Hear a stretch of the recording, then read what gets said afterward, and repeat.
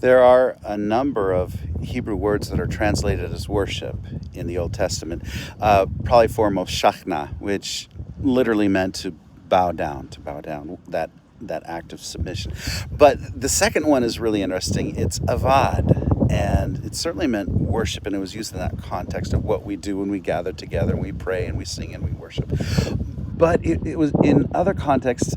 It is also translated completely different. For instance, when God says that for 6 days you shall work, and on the seventh day rest. Now note, he says on that seventh day that we're called to rest. It isn't worship, but to rest.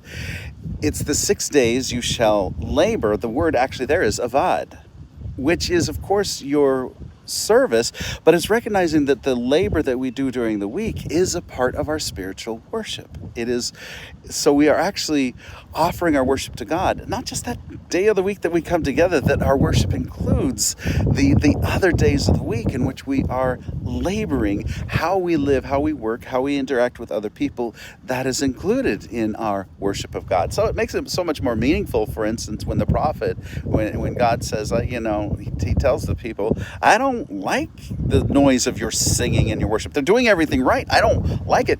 But his complaint is the way that they're treating the orphan and the widow, and how they're treating other people, the way they're living their life during the week, makes the worship empty.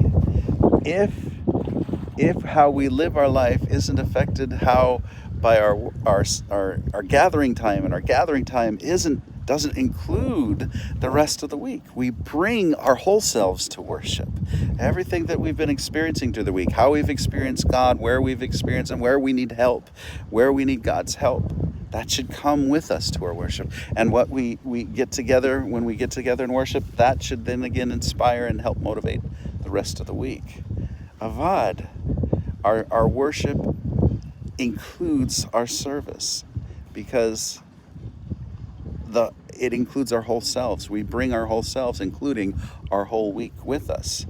And then when we gather for worship and go out in the week, that goes out to everything we do. Avad. This is our spiritual worship. Blessings.